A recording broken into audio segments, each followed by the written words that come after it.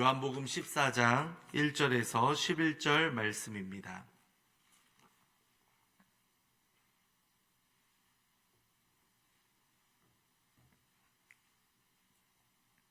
(14장 1절에서 11절) 교독합니다. 너희는 마음에 근심하지 말라. 하나님을 믿으니 또 나를 믿으라. 내 아버지 집에 거할 곳이 많도다. 그렇지 않으면 너희에게 일렀으리라. 내가 너희를 위하여 거처를 예비하러 가노니 가서 너희를 위하여 거처를 예비하면 내가 다시 와서 너희를 내게로 영접하여 나 있는 곳에 너희도 있게 하리라. 내가 어디로 가는지 그 길을 너희는 아느니라. 도마가 이르되 주여 주께서 어디로 가시는지 우리가 알지 못하거늘 그 길을 어찌 알겠사옵나이까. 예수께서 이르시되 내가 곧 길이요 진리요 생명이니 나로 말미암지 않고는 아버지께로 올 자가 없느니라. 너희가 나를 알았더라면 내 아버지도 알았으리로다. 이제부터는 너희가 그를 알았고 또 보았느니라. 이르되 주여 우리에게 보여주옵소서. 그리하면 족하겠나이다. 예수께서 이르시되 빌립아 내가 이렇게 오래 너희와 함께 있으되 내가 나를 알지 못하느냐. 나를 본 자는 아버지를 보았거늘 어찌하여 아버지를 보이라 하느냐. 아버지 안에 거하고 내 안에 계신 것을 내가 믿지 아니하느냐. 내가 너희에게 이르는 말은 스스로 하는 것이 아니라 아버지께서 내 안에 계셔서 그의 일을 하시는 것이라. 내가 아버지 안에 거하고 아버지께서 내 안에 계심을 믿으라. 그렇지 못하겠거든 행하는 그 일로 말미암아 나를 믿으라. 아멘. 여러분은 혹시 근심을 가지고 계십니까? 여러 가지 걱정과 근심을 가지고 있다면 우리가 평상시 했던 여러 가지 이성적 판단이나 행동이 멈출 수밖에 없습니다. 근심은 우리의 눈을 가리게 만들고 믿음의 길로 나아가는데 장애물이 되기 때문이겠죠. 예수님의 제자들의 근심은 무엇이었겠습니까? 바로 예수님이 자신들의 곁을 떠나는 것이었습니다. 예수님은 그런 제자들을 격려하시면서 오늘 말씀을 통해서 하나님과 예수님에 대한 그 믿음을 굳건하게 하고 있습니다. 믿으라 라고 1절을 보면 나와 있죠. 너희는 마음에 근심하지 말라. 하나님을 믿으니 또 나를 믿으라 라고 말씀하고 있습니다. 이 믿으라 라는 단어는 현재 명령형으로 쓰였습니다. 이는 바로 지속적인 믿음을 가지라. 계속해서 나를 믿고 믿어야 한다라는 것을 의미합니다. 지금까지 하나님과 예수님에 대한 믿음을 가지고 왔던 것처럼 앞으로도 계속해서 이 믿음을 가져야 한다라는 지속성을 말해주고 있습니다. 시련과 고난과 서두에 말씀드렸듯이 근심이 찾아올지라도 믿음을 가지고 그것을 버텨내야 한다라고 이야기하고 있습니다. 이 요한복음이 기록된 목적이 바로 예수님과 믿음과 생명에 대해서 계속해서 말씀하셨기 때문에 이러한 내용을 계속 이어가는 것이 오늘 말씀이라고 볼 수 있겠습니다. 예수님은 자신이 누구이시며 그리고 어떤 일을 하셨는가, 어떤 일을 하시는지에 대해서 말씀해 가십니다. 그리고 제자들에게 그러한 자신을 믿고 또한 영생을 얻으라 라고 권면하십니다. 근심하는 제자들을 향해서 예수님께서는 또 다른 말씀을 하시죠. 바로 아버지의 집으로 초대를 하고 있습니다. 2절입니다. 한 번 더 읽겠습니다. 내 아버지 집에 거할 곳이 많도다. 그렇지 않으면 너희에게 일렀으리라. 내가 너희를 위하여 거처를 예비하러 가노니. 아버지의 집은 2장에 나와 있는 것과 같이 하나님의 집 성전을 의미하고 있습니다. 따라서 예수님의 제자들에게 아버지 집이라고 하셨을 때에는 기본적으로 성전의 의미를 가지고 있습니다. 그런데 여기서 한 단계 더 나아간다면 이 아버지의 집은 여러 가지 예수님이 재림하실 때의 새하늘과 새 땅을 가리킬 수도 있습니다. 신자가 영원히 아버지와 함께 머물게 되는 그러한 장소를 의미하기도 하기 때문이겠죠. 또한 이 장소적인 의미와 함께 집이라고 했을 때 우리는 가정이라고 해서 이 관계적인 의미를 떠올릴 수도 있습니다. 마찬가지겠죠. 이 관계적으로 하나님 나라에 우리가 참된 가족이 될 수 있다라는 것도 의미해주고 있는 것입니다. 이 아버지 집이 이러한 의미를 가지고 있다면 3절에서는 뭐라고 하고 있습니까? 가서 너희를 위하여 거처를 예비하면 내가 다시 와서라고 이 재림의 때를 말씀하고 있습니다. 다시 오심이다라는 것은 예수님의 재림과 함께 여기에서는 거처를 예비하는 것이라는 의미를 가지고 있으면서 나아가 이것이 또한 성령님을 보내심으로 말미암아 이 교회가 더욱더 풍성해지는 것을 말해주고 있습니다. 다시 오신다라는 것은 예수님이 다시 오심과 함께 성령님을 보내심으로 말미암아 이 교회 가운데 또한 더욱더 성령님을 통해서 이 교회가 풍성해지는 것을 말해주고 있다는 것이죠. 예수님은 자신이 떠나시는 것을 근심하지 말라 제자들을 안심시키고 있으면서 아버지의 집에 대한 비전을 제자들에게 심어주고 있습니다. 나아가 부활을 통하여서 성령님이 다시 오실 것이다 라는 것을 통하여서 그들에게 이제 계속해서 새로운 장래의 것들을 기대할 수 있도록 이끌어 주셨습니다. 새하늘과 새 땅에서 영원히 하나님의 가족으로서 누릴 수 있는 안식이 그들에게 진정한 소망이 된다라고 이야기해주고 있는 겁니다. 그렇기 때문에 제자들은 현재뿐만 아니라 앞으로 미래에도 그 어떠한 것도 염려할 필요가 없다라고 예수님은 말씀해 주셨던 겁니다. 우리도 마찬가지 아니겠습니까? 혹시라도 성도님들 마음 가운데 미래에 대한 두려움이나 불안함으로 인해서 여러 가지 마음의 근심과 염려가 있다면 이 모든 것들을 하나님께 맡기며 하나님의 집을 바라볼 수 있는, 영원한 하나님의 나라를 바라볼 수 있는 그 마음의 믿음이 굳건해지도록 기도하시기 바랍니다. 아버지의 집이 우리에게 예비되어 있고 그 모든 것들을 예수님께서 준비하시고 우리가 있을 곳을 다 예배하고 계시다고 하는데 우리가 무엇을 염려하며 무엇을 걱정할 필요가 있겠습니까?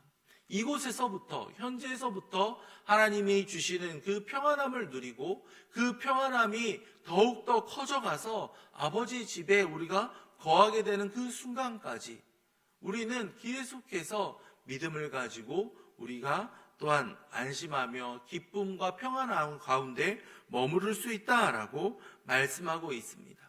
이어지는 말씀을 통해서 예수님을 통해서 우리가 아버지께로 갈 수 있다라는 것을 말씀하고 있죠.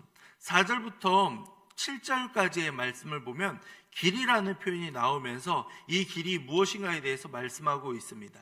6절이 우리에게 가장 익숙한 말씀이죠. 함께 읽겠습니다. 예수께서 이르시되 내가 곧 길이요 진리요 생명이니 나로 말미암지 않고는 아버지께로 올 자가 없느니라. 아멘. 예수님은 그의 제자들에게 그가 가시는 길을 안다, 너희들이 길을 안다 라고 말씀하시죠. 그러자 제자들 가운데 하나인 도마가 이렇게 반론을 합니다. 우리는 그 길을 알지 못합니다. 아마도 도마는 이 물질적인 길을 생각했던 것 같습니다. 그렇지만 예수님은 아버지께로 가는 길, 그 길이 바로 예수님 자신이다라고 설명을 하시죠. 제자들은 예수님을 알기 때문에 그 길 또한 아는 것이기 때문입니다. 아버지께로 가는 길, 바로 이것은 또한 아버지의 집으로 가는 길이다라고도 해석할 수 있습니다. 예수님을 통해서 아버지께서 함께 계시고 아들이 함께 있는 그 아버지의 집으로 함께 걸어갈 수 있다라는 것을 의미해 주고 있었던 것이죠. 또한 이 길이라는 것이 무엇과 같다라고 동의어로 사용되고 있습니까? 진리와 생명이 된다라고 말씀하고 있습니다. 이것이 대등한 위치를 차지한다라고 성경에서는 말해주고 있죠.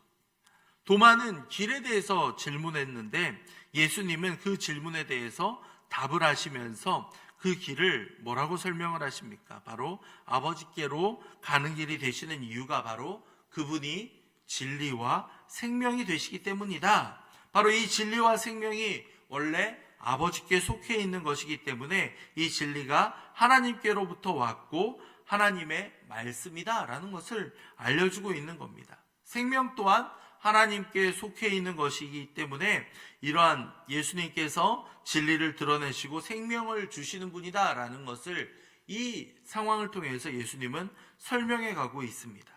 예수님은 진리와 생명 그 자체이시기 때문에 이러한 설명을 하셨던 겁니다.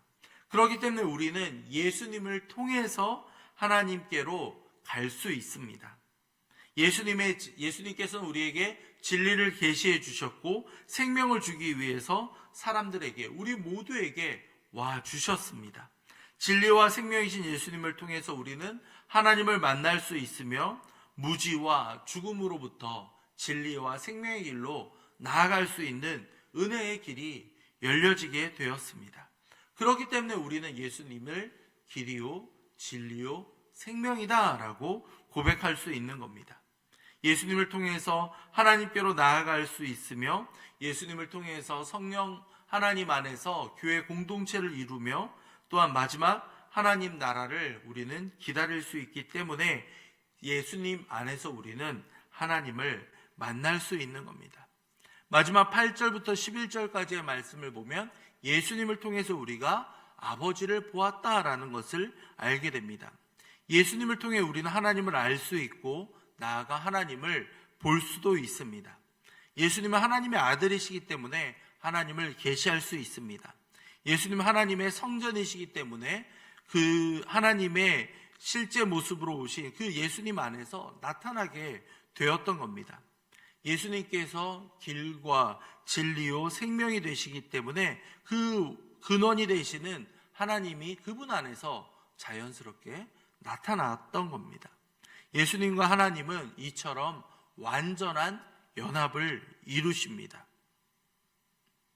예수님이 하나님 안에 거하고 하나님이 예수님 안에 거하시기 때문에 이것이 가능했던 겁니다. 그래서 예수님은 하나님께 보고 들은 것을 말한다라고 그렇게 전하셨던 겁니다. 예수님의 말씀이 곧 하나님의 말씀이요 예수님이 하시는 일이 곧 하나님의 일이셨던 겁니다. 그렇기 때문에 빌립이 아버지를 보여달라라고 했을 때 예수님은 놀라시면서 반문을 하셨죠. 뭐라고 말씀하십니까? 빌립아, 내가 이렇게 오래 너희와 함께 있으되 내가 나를 알지 못하느냐? 나를 본 자는 아버지를 보았거늘 어찌하여 아버지를 보이라 하느냐라고 말씀하셨던 겁니다. 빌립이 예수님과 그렇게 오랫동안 있으면서도 아버지를 알지 못하고 보지 못했던 것을 예수님께서도 의아하게 여기셨던 겁니다. 우리도 마찬가지 아니겠습니까? 계속해서 신앙생활을 하며 오래도록 주님을 만나고 있으면서도 만약에 우리가 하나님 아버지를 제대로 알지 못한다면 우리에게 엄청난 잘못이 있다라는 겁니다. 율법을 항상 가까이 하면서도 하나님을 제대로 알지 못했던 유대인들과 같이 예수님과 같이 있으면서도 하나님을 제대로 바라보지 못했던 제자들처럼 혹시라도 우리는 오랜 시간 은혜를 경험하면서도 하나님을 제대로 알지 못한다면 이것은 우리가 반드시 변화되어야 될 부분이다라고 성경은 우리에게 가르쳐주고 있습니다. 오늘 말씀을 통해서 우리는 예수님을 통해 우리가 하나님의 성전이 되며 또한 그 부활 이후에는 성령님을 통해서 우리와 함께 하시는 주님을 만나볼 수 있습니다. 주님이 주시는 그 평안을 통해서 우리는 염려와 걱정과 근심을 다 내려놓을 수 있다라는 것을 우리는 분명히 알게 됩니다. 또한 예수님을 통해서 우리는 하나님께로 나아갈 수 있습니다. 예수님을 통해 하나님이 계신 성전과 하나님이 함께 하시는 그 은혜를 우리가 지금도 누릴 수 있다라고 성경은 말씀하고 있죠. 예수님께서 보여주시는 진리를 우리는 성경을 통해서 알아갈 수 있고 이 믿음을 통해서 우리는 하나님을 만나볼 수 있는 겁니다. 그렇기 때문에 하나님과 함께하기 위해서는 계속해서 우리는 이 믿음이 필요하며 이 믿음을 통해서 우리가 오직 하나님께로 갈 수 있다라고 말씀하고 있는 겁니다. 마지막으로 예수님을 통해 우리는 하나님을 알고 볼 수 있습니다. 예수님을 통해 드러난 하나님의 계시는 너무나도 완벽합니다. 예수님을 통해 우리는 하나님의 어떠한 분이신가를 분명히 알 수 있습니다. 하나님의 성품과 지혜와 능력이 다 예수님 안에서 우리에게 보여 주었기 때문입니다. 그렇기 때문에 우리가 하나님을 제대로 알고 믿기 위해서는 계속해서 예수님이 어떠한 말씀을 하셨으며 어떠한 삶을 살아가셨는가를 보면서 묵상하고 실천해 갈 필요가 있겠습니다. 오늘 말씀을 통해 우리는 무엇을 깨닫게 됩니까? 이 시간 간절히 기도하며 나아갈 때 주님, 우리에게 믿음을 더하여 주시고 그 믿음의 길을 계속해서 걸어갈 수 있도록 아버지 이끌어 주시옵소서. 아는 것으로 끝나버리는 것이 아니라 길과 진리와 생명이 되시는 예수님의 그 길을 우리가 함께 걸어가며 함께 그 사랑을 실천하며 우리의 삶 가운데 살아갈 수 있도록 아버지 인도해 주시옵소서. 이렇게 기도하도록 하겠습니다. 이어서 교회를 위해서 함께 기도하겠습니다. 교회를 위해 기도할 때 오늘 또 화요일 화요 전도팀이 모입니다. 복음을 들고 나아가는 모든 전도팀원들 가운데 주님께서 함께 해주시며 우리가 이 주변과 이웃들에게 하나님의 사랑을 증거하며 복음을 증거할 수 있는 귀한 시간이 될 수 있도록 함께 기도로 중보해 주시기 바랍니다. 교회학교 리모델링 공사 이제 지하 공사가 남아 있습니다. 은혜 가운데 잘 마무리될 수 있도록 아버지께서 역사해 주시옵소서. 함께 기도하도록 하겠습니다. 마지막으로 담임 목사님을 위해 기도할 때 우리 목사님 날마다 강건하게 붙잡아 주시며 성령 충만함을 더하여 주셔서 모든 사역을 잘 감당할 수 있도록 주님께서 힘과 지혜를 더해 주시옵소서. 함께 기도하신 이후에 각자 가지고 오신 기도 제목으로 기도하도록 하겠습니다. 기도하겠습니다. 사랑과 자비가 넘치시는 하나님 아버지, 이 시간 말씀을 통해